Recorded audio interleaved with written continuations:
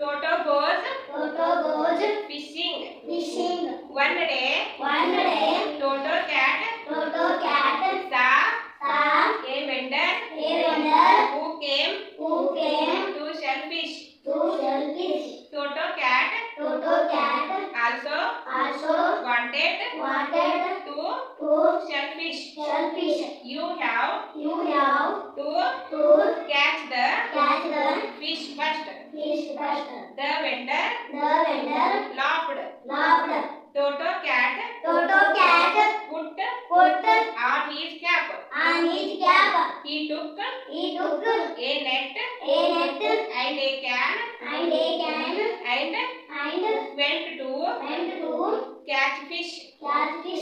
He went to the pond and threw the net into the water. He sat and sat with his net to catch a fish. Oh, I got something. He pulled and pulled. Guess what came out? Guess what came out? Oh, no, not a big fish, but a big shark.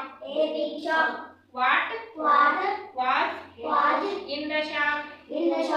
A pot and a pan, 10 pins in a tin, and 2 pens in a bin.